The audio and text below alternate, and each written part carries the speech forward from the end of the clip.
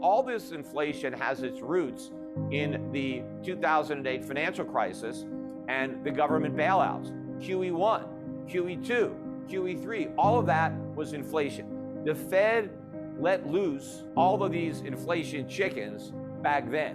They're finally starting to come home to roost, and there's a lot more of them out there, because initially investors were worried that all this quantitative easing would cause a lot of inflation, and they were correct. In fact, quantitative easing is inflation. It's just inflation by another name, and inflation ultimately causes prices to rise.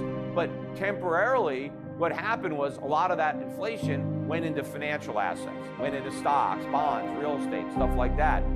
Now it's migrated into consumer goods, and it is there to stay. The only problem is that there was a long lag between all the inflation that was created and the impact on consumer prices. Well, now we've arrived at that impact.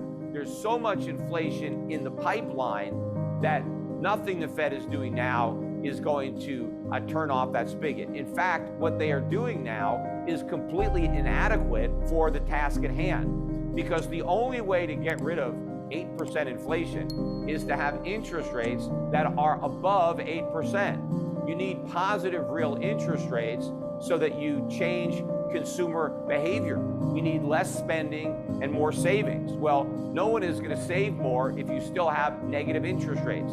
If interest rates in a bank account are 1%, and if you can only get 2 or 3% on longer-term treasuries, why would you do that when inflation is destroying the value of your purchasing power by 8% a year? No, you're going to spend everything you've got. And if we encourage more spending, well, that's more inflation. And of course, the root cause of all the money printing is the massive federal budget deficits, which are continuing to be $2 trillion plus per year. And ultimately, that spending is not only fueling demand, but it is causing the Federal Reserve, and will cause the Federal Reserve, to have to go back to quantitative easing. Despite the fact that it's talking about shrinking its balance sheet, it's going to be expanding that balance sheet, and that is more inflation. So there is no way the Fed can actually succeed in fighting inflation unless it allows interest rates to rise above the rate of inflation and forces the U.S. government to slash government spending.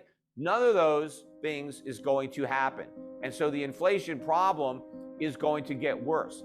And one of the other qualifications that the Federal Reserve has always put on its inflation battle is its willingness to be so tough on inflation, even though it wasn't tough, it was just talking tough, but its actions speak louder than its words. But the reason that the Fed was talking tough about fighting inflation was because the Fed also claimed we had this booming economy. We had a super strong economy, the strongest economy ever. We had this red-hot labor market.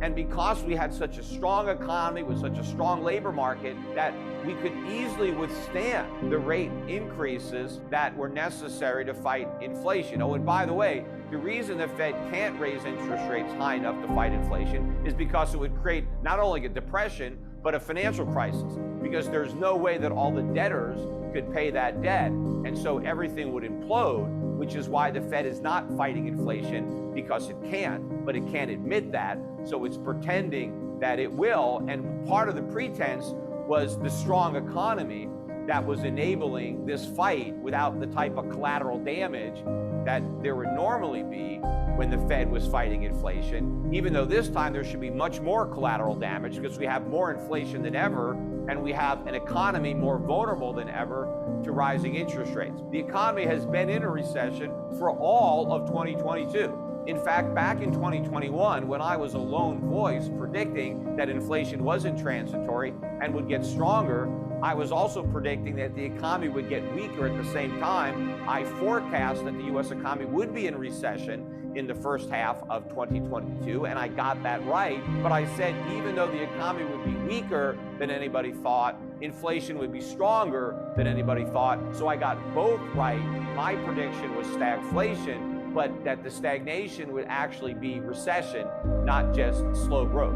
Well, now that the Fed has now been confronted with the data, and I always assumed that once the GDP numbers came out for the second quarter, that they would have to admit that we were in recession. In fact, they shrugged off the negative GDP in the first quarter and still pretended that we had a booming economy. But when we followed that up with a second quarter of negative GDP growth, I initially thought, well, okay, they're just going to have to admit there's a recession. But no, they haven't admitted it. They're still denying that there's a recession. And how are they doing that? Well, they're redefining what a recession means. Housing's in recession, autos are in recession, retail, advertising, all sorts of unrelated parts of the economy are contracting, yet somehow that doesn't constitute a broad-based decline. So despite this evidence, the government continues to pretend that the economy is not in recession, and part of that is so the Fed can continue to talk tough about raising interest rates because it's ignoring the damage that those rate hikes have already done and will continue to do. Because as the Fed continues to raise interest rates, GDP growth in Q3 and probably in Q4 will also be negative. Now, I'm not saying the Fed is wrong to raise interest rates. The Fed needs to raise interest rates. In fact, it's the market that needs to raise interest rates. The Fed needs to get out of the way. That's what Paul Volcker did. He didn't put interest rates at 20%. He got out of the way. And the markets put interest rates at 20%, even though inflation was no higher than 13.5%. And of course, if we still measured inflation today, using the same CPI that we used to measure it in 1981, we would be much higher than 13.5%. And the markets would obviously put interest rates maybe even higher than 20% if they were allowed to function. But they're not being allowed to function for the obvious reason that everything would collapse.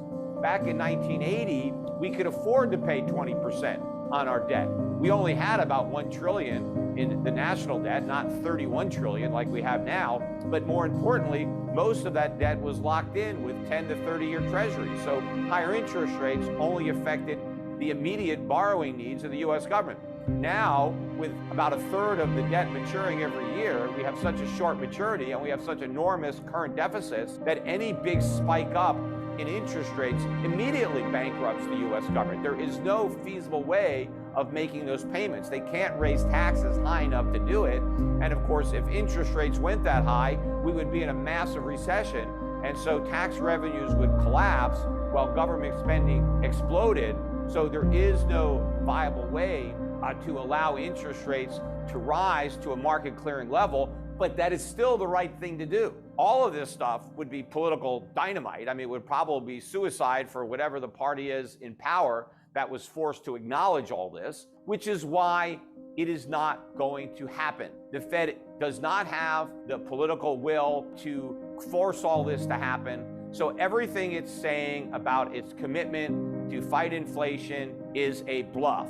The Fed will give up the inflation fight as soon as it's too politically dangerous to continue it, as soon as the collateral damage is great enough that the Fed has to pivot and then focus on the economy, on employment, on financial markets, because that is what the Fed has always done, and that is what the Fed is going to do.